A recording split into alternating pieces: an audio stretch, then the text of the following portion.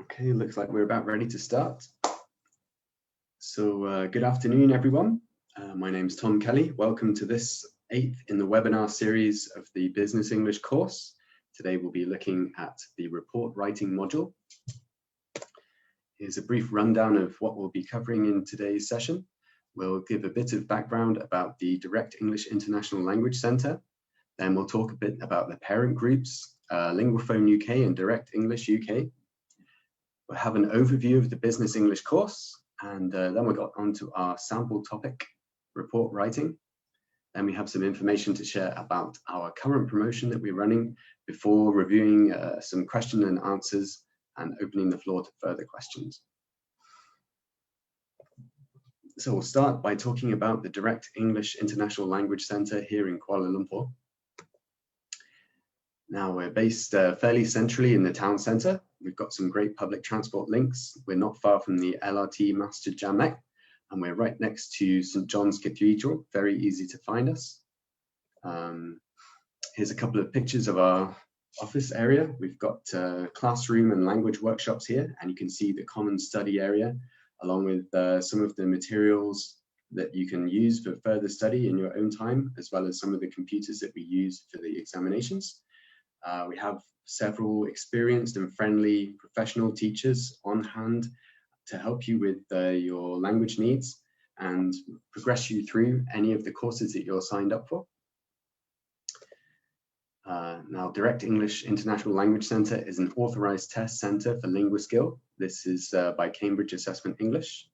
Now, this was developed in the mid-90s to provide a modular assessment method for assessing language skills, and is currently used by leading universities and employers around the world. The DEILC is also a member of the National Association of Private Educational Institutions in Malaysia, and this group seeks to further the interests of private learning institutions and to raise Malaysia's profile as a centre of educational excellence across the world. Now, the DEILC offers a wide range of courses and short courses. We do language workshops, all provided by our Linguaphone group and Direct English UK parent companies.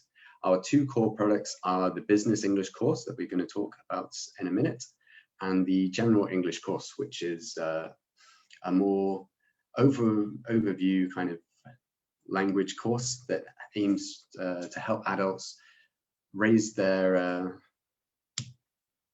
proficiency in English generally. So we'll talk a bit about our parent companies then, Linguaphone Group and Direct English UK. Now, the Linguaphone Group was founded over 100 years ago and is recognized as a leading global language training provider. They're based in the UK, but they have an impressive network of licensed partners and distributors delivering some of the very best English language programs. And they've successfully developed language training and learning programs to millions of language learners, both adults and children, in over 60 countries around the world. There's 100,000 adult learners pass the Direct English courses every year. So I'll look at some of these countries now. Direct English has a strong presence in 22 countries, and they operate over 90 live centres around the world, including our centre in Kuala Lumpur. List of countries here you can read through, and also a nice illustration to indicate the presence right the way through Europe, the Middle East, and of course right across Asia as well. So we'll talk a bit now about the Business English course, give you a bit of a taste of what you're signing up for. Now, this course is tailored specifically for professionals and working adults who wish to brush up their English skills and communication skills. It aims to build confidence among professionals and working adults so that they can carry out their business functions in the workplace or in the corporate world using their new language skills. Okay, a couple of companies who have benefited from our training programs over the years. We've got Microsoft, General Electric, EY, IBM, Maersk, and Hewlett-Packard. These companies have used Direct English as their English language training provider of choice, and we've helped develop their staff skills for many years. And here are some of the other companies that the DEILC has assisted with training courses and language workshops over the years as well. Okay, so when you sign up for the course, you'll be receiving your course materials in a language pack like this one. This comes with a course book and a workbook full of activities for you to study in your own time. There is a PC video disc and an audio CD full of examples that are relevant to each of the modules.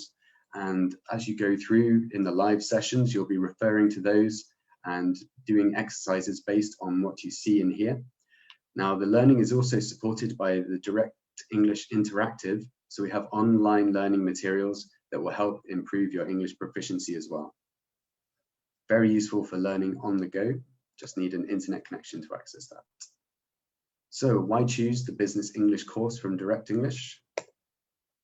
Well, it's highly flexible and practical in its delivery. We try and focus on elements that are important to you personally, or to try and help you learn around your regular working schedule. Talk a bit more about that in a minute. We cover aspects of social English, which is very useful for networking and for building up your confidence in social situations, talking with customers at a conference, and improving your business network. We provide learners with an avenue to engage in clear communication, and hopefully the skills that you pick up in our live sessions will be things that you can carry forward with you and start using immediately in the workplace. We provide a very clear sense of purpose to keep you feeling motivated and excited to join in with the lessons, and to keep you studying the material in your own time as well. Very important for building up confidence and proficiency. So again, build up confidence among working adults. Again, the more you use the language skills that you're developing, the quicker you'll build up your confidence and you'll start feeling the effects immediately. Now, when you've completed the course, you can sit for an assessment exam, and you've passed that, you'll be awarded the Certificate of Achievement from our parent company, Direct English UK. That's a great thing to take away from the course and indicates your commitment to proving yourself and improving your language skills. Here's a brief overview of the units that are covered by the Business English course. We have 2 units on different aspects of telephoning, because of course a lot of speech and listening goes ahead over the phone. You don't always get to speak to people face to face, especially not these days. And it's not easy to talk to people sometimes when you're not able to get any visual feedback, read people's body language or facial cues. So we'll look at that in units 1 and 2. The 3rd unit is on team working. We start by setting up a team and setting goals, assigning tasks for people, and how to review moving forwards that the team is working effectively, and how to present this material to stakeholders. In the 4th unit, we look at social English. Again, that's using English in social settings. Maybe you've been tasked with showing a customer around a city for the first time, or perhaps you're at a conference or another industry event where you wish to build up a professional network. We give you tips on how to keep a conversation flowing, how to steer it in a certain direction, and how to introduce new topics into the conversation. Unit 5 focuses on presentations, a very important business skill, of course. We want you to be able to get your material across in an effective and concise manner, both in the visual presentation materials that you supply and in your delivery. Unit 6 looks at customer care, and in this unit we are focusing more on customer-facing positions within a company. Obviously, it's important to treat your customers with a lot of respect, even though sometimes they don't have the same level of respect for you. If they have an issue or they're facing a problem, even though it's not your fault, you have to be able to deal with it in the proper way. So we're going to also talk about negotiations, maintaining good relations with other companies during a negotiation, moving backwards and forwards. And then unit 8 and 9 have elements of managing change in them, and how you can convey the change that you need to take place within your company to other members of staff and get them on board and make them comfortable with what you're trying to achieve. So now we look at some of the intake dates.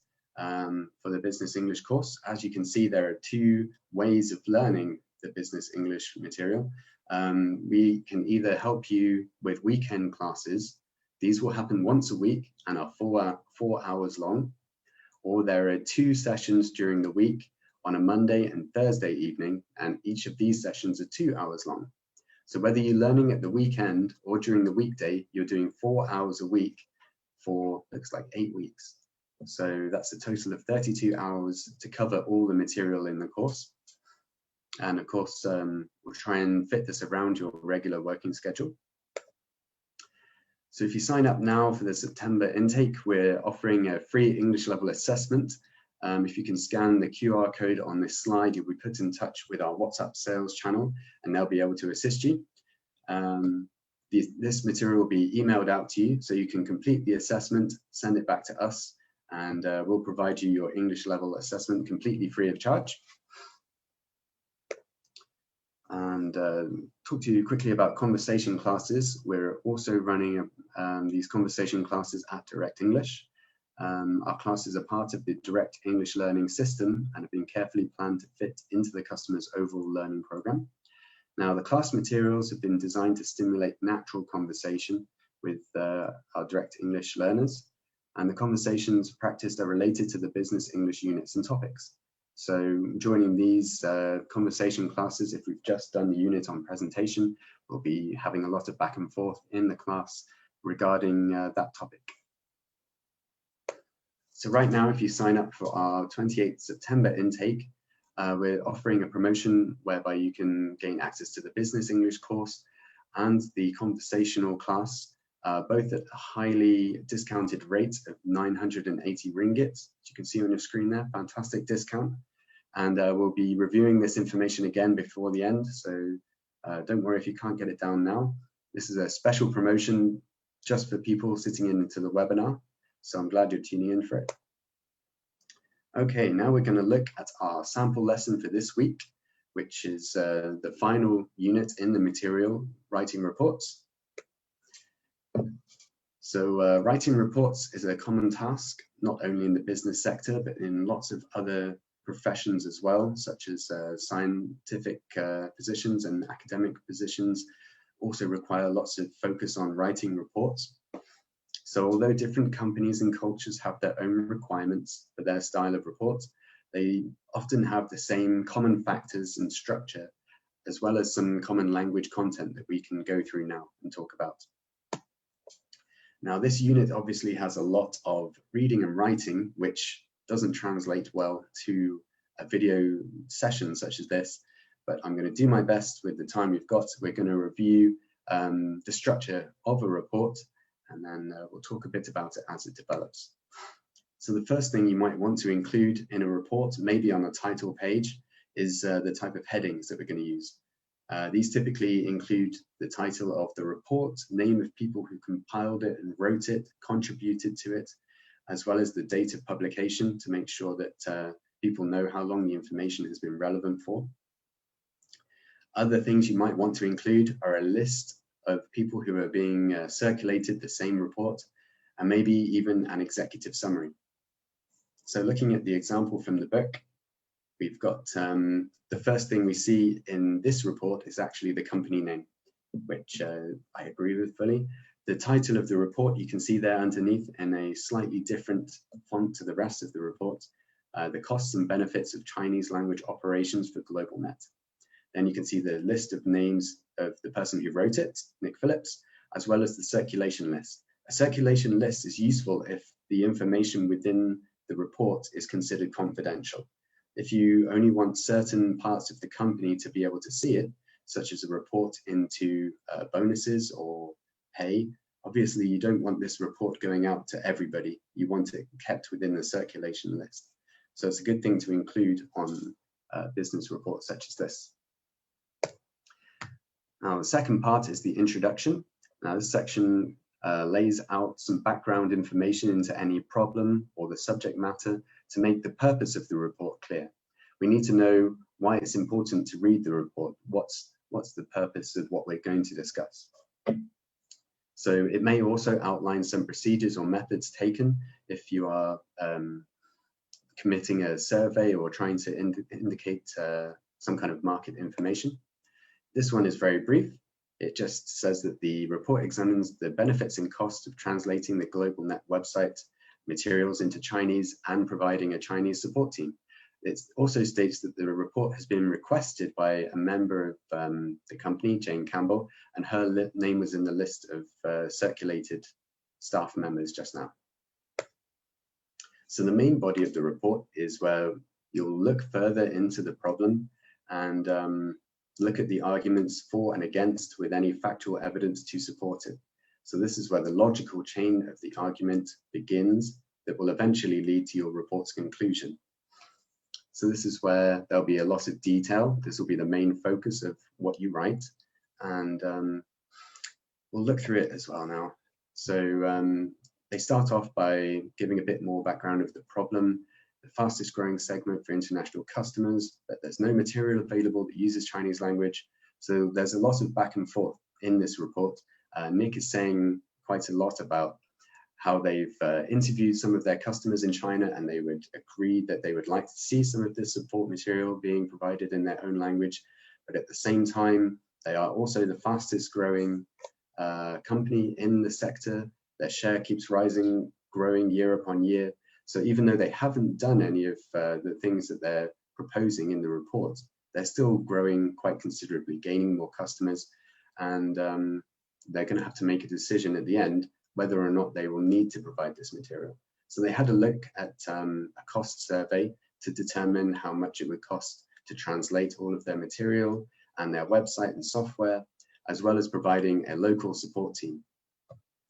And I think what they probably could have done is linked this to an appendices. Certainly in my company, we would need to provide a bit more proof than just figures. We'd need to have the quotations from each of the independent accountancy firms that Nick is referring to.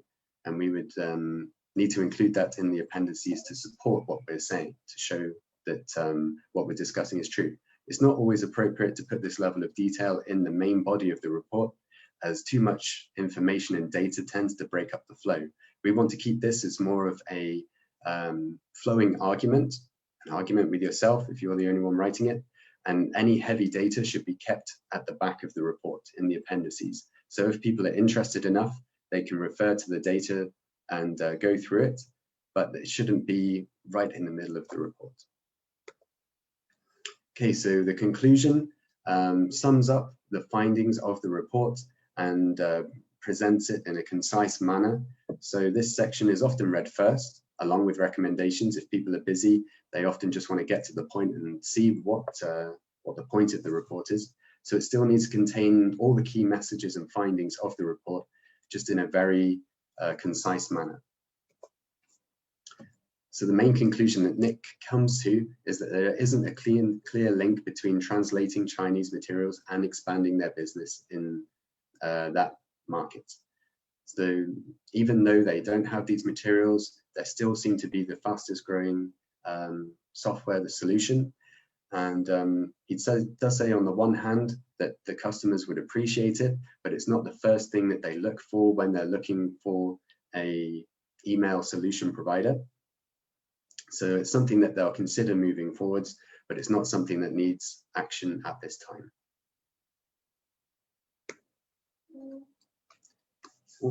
And the recommendations, again, will include that kind of information. Any tables or further information, research or financial data should be kept at the recommendations and appendices area of the report to avoid breaking up the flow of the report. So they shouldn't be complacent. Recommended to do a 6-month in-depth market research survey to see if potential sales will be worth the investment that is required, and to take it from there after that. Okay, it's just a quick couple of things we can do at the end of this. We look at some of the phrases in the blue box that we can see here and put them into which area of the report we feel that they belong. If you want to have a go at this yourself, or if you're reviewing this later, feel free to pause now and try to complete the table. I'm going to move on now. So in the introduction, we might say phrase such as the purpose of this report is to analyze and then review the purpose of it. As the situation now stands would be in the main body of the report, where we're setting out the arguments for or against proceeding with the action that we're going to recommend. The conclusion, well, there's a number of important conclusions from this study. So we'll list down what these are. This is something, again, that many people will read first. So it's important to lay out all the key information as concisely as possible. And I would recommend, of course, would go in the recommendations. Okay, at the DEILC, we believe in an integrated approach to learning languages. We like to address listening and speaking and reading and writing all at the same time, building up our learners' confidence and proficiency of each of these aspects of their English at the same time. So even though these modules, telephone, socializing, presentations, meeting, and negotiations, sound like listening and speaking exercises, you will be doing reading and writing in them as well. There's lots of aspects where we're writing reports and emails to follow up with our conversations and our phone calls. And of course, reading and understanding and writing reports is just as important as being able to speak a language. So we've got a bit of details about our promotion again for you. Like I said, if you sign up for our 28th September intake, you'll receive a free English language assessment. The link is here in the chat window in the Zoom session, or if you're watching on Facebook, this is something that you can get in contact with our sales channel via Facebook or WhatsApp, and we'll be able to provide you the link. Follow the link, complete the assessment, and send it back to us, and we should have the results to you within 24 hours. These information will be emailed out to you. And again, if you sign up for the 28th September intake of the Business English course, you can enjoy this wonderful promotion where you are given access to the Business English and the conversational classes for a hugely discounted rate of 980 ringgit. That's available because you're sitting through our webinar session now. So I hope you take advantage of this. Join us next week for our webinar when we're going to be discussing the topic Success for the IELTS listening exam. This will be on, what was that, next week? Looks like 2 weeks. Anyway, the 2 weeks, it will be on the Friday, 1 p.m, similar time to this one. And if you want to watch any of our previous webinar sessions, you can find us on YouTube. We have our channel at Direct English International Language Center, and you should be able to review any of the materials or try any of the exercises you want here.